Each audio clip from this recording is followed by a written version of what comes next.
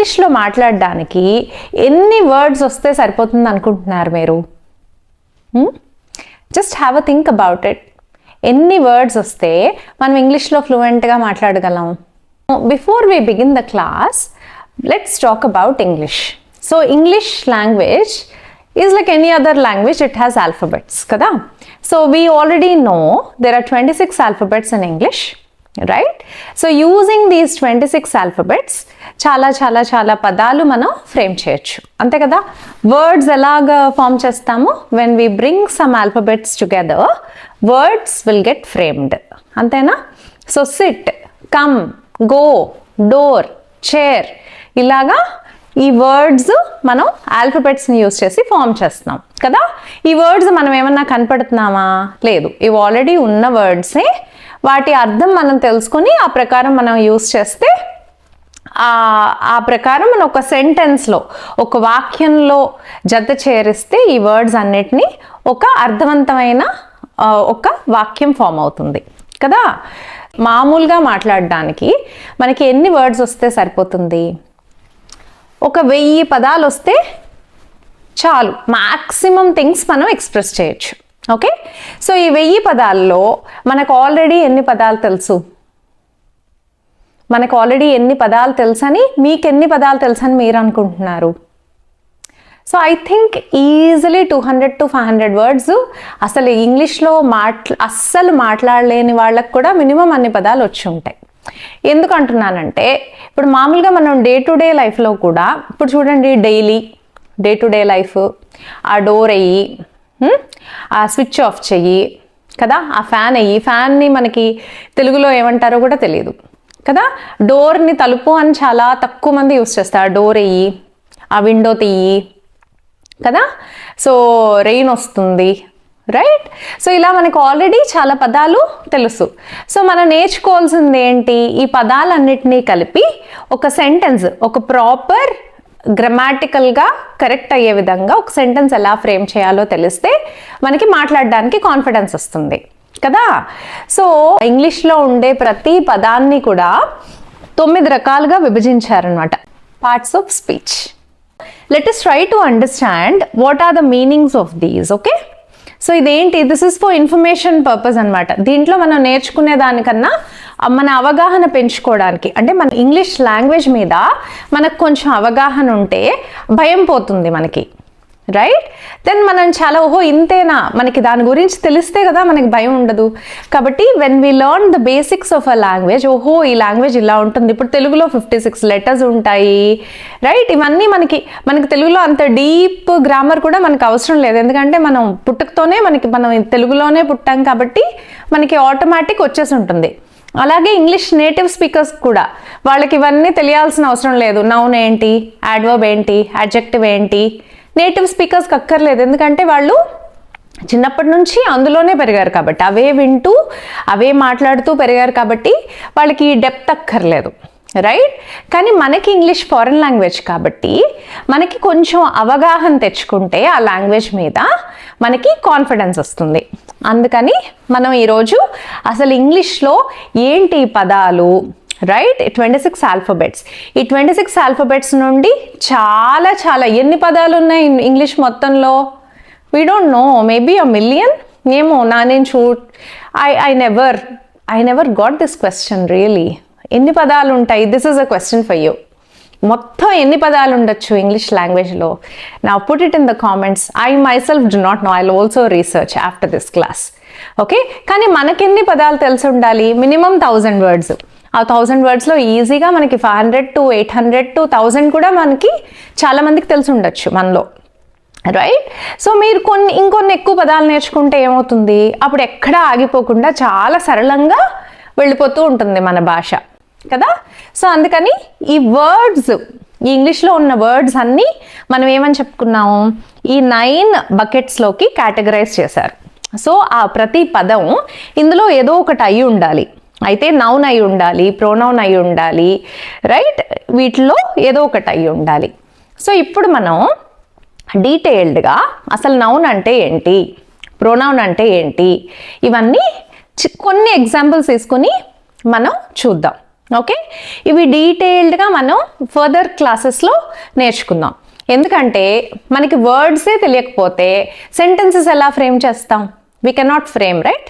So మనకి ఎన్ని words తెలుసుంటే మనకి అంత ఈజీగా అంత సునాయాసంగా మనం మాట్లాడగలం, అంతే కదా? లేకపోతే ఏమవుతుంది, మాటలు ఫంబుల్ అవుతాయి అంటే తడబడతాయి కదా. కాబట్టి సో మనం వర్డ్స్ యొక్క ఇంపార్టెన్స్ ఇప్పుడు తెలుసుకుంటున్నాం అనమాట. So first I don't want to go in to these definitions and bore you. So I don't want to go into these definitions directly.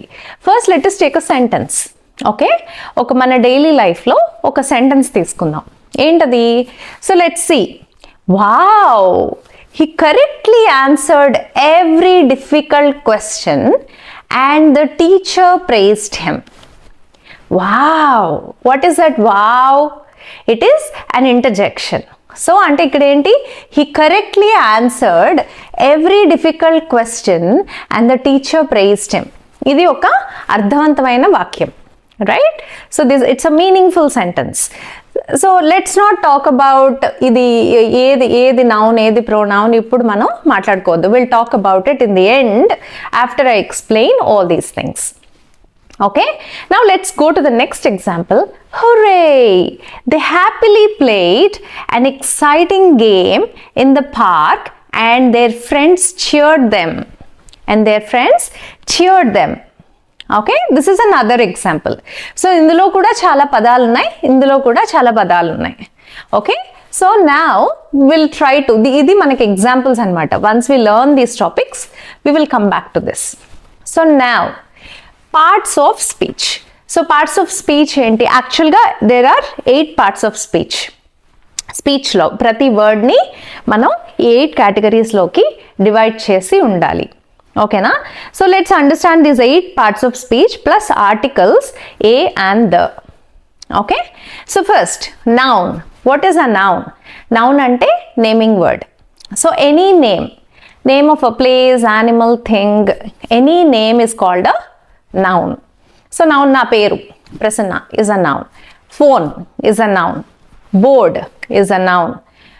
The dog is a noun. Park is a noun, right? Vishakhapatnam is a noun. Tirupati is a noun.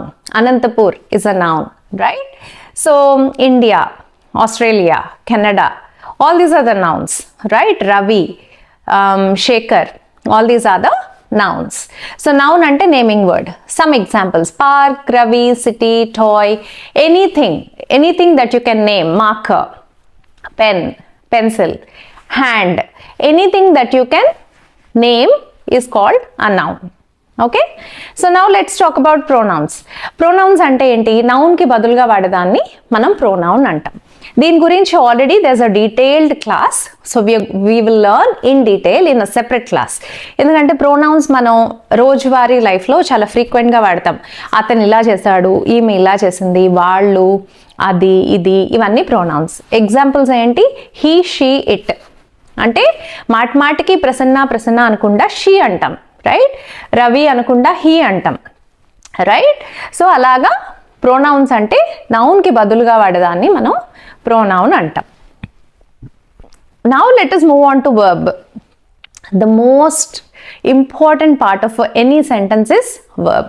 Verb లేకపోతే ఆ sentence కి most of the times meaning ఉండదు, right? Only verb తో కూడా మనం meaningful గా మాట్లాడొచ్చు. Sit down, right? Sit down. Go there. Come here. So where are the verbs? Come, రా, వెళ్ళు, కూర్చో, తిను, ఇవన్నీ వర్బ్స్. అంటే యాక్షన్ వర్డ్, క్రియని తెలియజేసేదాన్ని వర్బ్ అంటాం. So examples: play, come, speak, go, endless కదా. మనం ఏమేం పనులు చేయగలమో అవన్నిటినీ వర్బ్స్ అనే అంటాం. Now the next one is adjective. Again verbs మీద కూడా ఒక సెపరేట్ డీటెయిల్డ్ క్లాస్ ఉంటుంది. అండ్ ఇవి మనకి వర్బ్స్ మనకి ఎన్ని ఎక్కువ తెలిస్తే మనం అంత ఫ్రీగా ఎక్స్ప్రెస్ చేయగలం కదా. మనకి కొన్ని వర్డ్స్ తెలిస్తే మనం అన్ని ఫీలింగ్స్ ఎక్స్ప్రెస్ చేయలేం కదా. మనం ప్రతిదీ ఎక్స్ప్రెస్ చేయాలి అంటే మనకు మినిమం మనం డైలీ మనం తెలుగులో ఎలా మాట్లాడుతున్నామో అవన్నీ ఎక్స్ప్రెస్ చేయడానికి సరిపడా వర్బ్స్ మనకి తెలిసి ఉండాలి, right? So daniki manam will do a separate verb session wherein we'll learn a lot of verbs which we use in our day to day life. So manam day to day life ki life lo vaade vidhanga maniki verbs anni telsi undali. Okay, now let's move on to adjective. What is adjective? Adjective ante it describes noun. Ante Prasanna is tall, she's short, she's dark, she's fair, she's angry, she's happy, right? She's cold, she's hot. Ivanni adjectives which describes noun. Table is big, table is small, right? That fan is running fast. Running fast ante malli akkada fast adverb అయిపోయింది ఎందుకంటే that's how is it running వచ్చింది కదా. So like this something that describes the noun is called an adjective. Now let's move on to adverb. What is adverb? Describes verb. అంటే ఆ పని ఎలా జరుగుతోంది అనేది చెప్తుంది అనమాట adverb. For example, he is running very fast, right? She's quickly doing the things. Quickly, okay, loudly, she's talking loudly. Ivanni adverbs anamata. Next, preposition. Preposition ante position. Prasanna is standing on the ground, right? The pen is under the table. Ila anamata. Ekkada undi. So in, under, at, on, ivanni preposition words. Then conjunction. So and, but, or use chesi rendu sentences ni combine chestam. You give me this or that. You give me this or you give me that. So you give me this or that. Ala. Similarly, he likes sweets and juices. So he likes sweets and also juices. Adi ishtame, idi ishtame. And is a joining word. So ila manaki konni conjunctions kuda teliyali.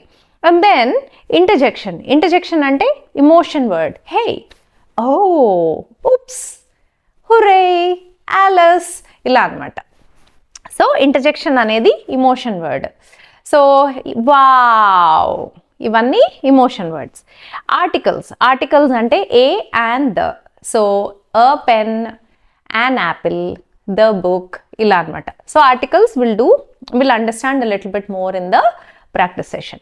Now we understood what is each one. Noun అంటే naming word, pronoun అంటే used instead of a noun, he, she, it, they ఇవన్నీ.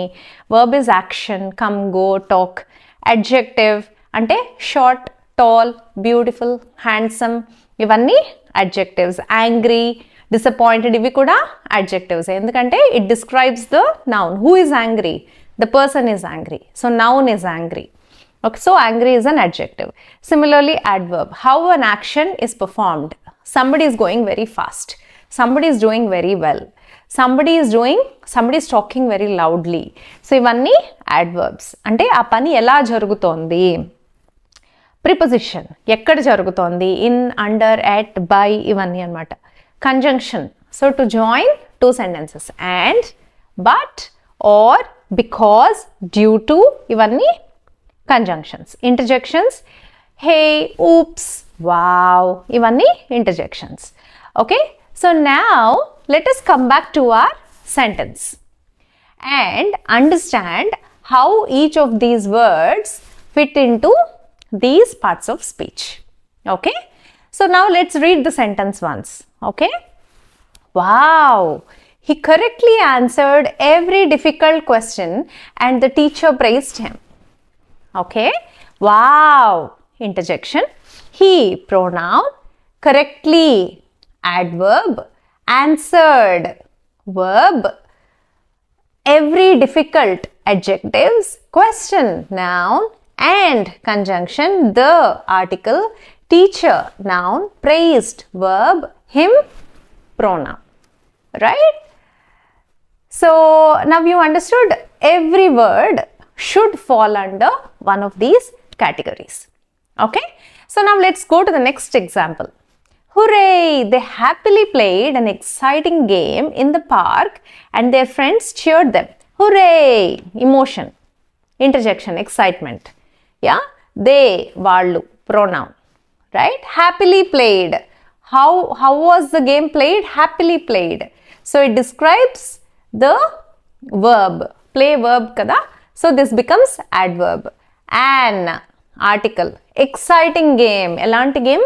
exciting game. Game is a noun. Exciting is a describing word of the noun. So it's an adjective. In, ekkada, in, preposition. The, article. Park, noun. And their friends, it's a joining word. Their, pronoun. Friends, noun. Cheered, so encouraged. Verb, them, pronoun. Right? So like this, every sentence, any sentence you make, the word should fall into one of these categories. Now let's say Ravi walks to school. Okay? Now Ravi, tell me what is it? Ravi. It's a noun, right? Because it's a name. Ravi is a name of a boy.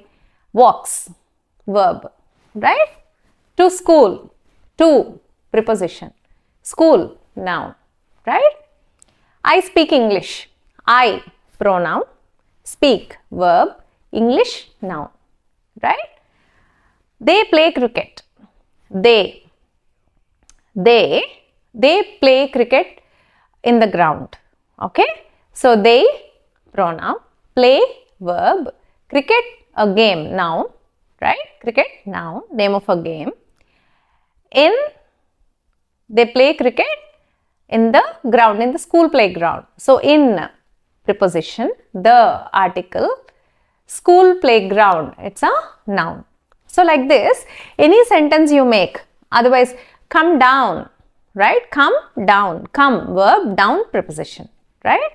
So any sentence you make, it has to fall into these parts of speech. Okay? So ఇప్పుడు మనకి parts of speech అర్థమైంది కదా, noun అంటే ఏంటి, pronoun అంటే ఏంటి, ఇవన్నీ. So from now on, you'll be more confident when you are learning the words. So pronouns, we'll have a separate class wherein we'll learn the full table. Pronouns, it's a small table, we have to learn it. మనకి day to day మనకి తెలియాలి కాబట్టి అతను, వాళ్ళు, మమ్మల్ని, వాళ్ళని, నేనే చేశాను, నేనే, నువ్వే, రైట్? ఇలా చెప్పడానికి మనకి pronouns separate session ఉంది, we'll learn. And verbs also is a very important topic. మనం డే టు డే యూస్ చేసే verbs అన్నీ మనం క్లాస్లో నేర్చుకుంటాము, ప్రాక్టీస్ సెషన్లో ఇంకా చాలా నేర్చుకుంటాం. So we should be able to express freely in English. And then adjectives తెలియాలి మనకి, tall, short, handsome, beautiful, fair, right? Ugly, ఇవన్నీ adjectives. Adverb, fastly, loudly, quickly, ఇవన్నీ adverbs. Prepositions మనకి, so adjectives and adverbs together will have one class, and then we'll have a practice session wherein we'll learn a lot of adjective and adverb, the words, okay, the real examples. And then we'll also have a class on prepositions, conjunctions. మనకి practice session లో we'll learn some words, and then interjection and articles as well. So we'll have practice sessions for all of these. Okay, now here you're learning the definition, what it is. So in the practice session, you will find example words that we need for our spoken English. To speak daily comfortably, we need to know these words. Okay, it's going to be interesting. It's not tough, difficult, nothing as such. చాలా ఇంట్రెస్టింగ్గా, చాలా ఆడుతూ పాడుతూ మనం నేర్చుకోవచ్చు ఇవన్నీ. Okay, so now that we have learned parts of speech, మీకు ఒక అవగాహన వచ్చింది అనుకుంటున్నాను. So now what I want you to do, you make a sentence, ఒక సెంటెన్స్ ఫ్రేమ్ చేసి అందులో ఏ వర్డ్ దేనికి చెందుతోందో అక్కడ మీరు కామెంట్స్లో కింద రాసి పెట్టండి. I'll come and check. If you have any questions, ask. I'll reply. Okay? See you in the practice session.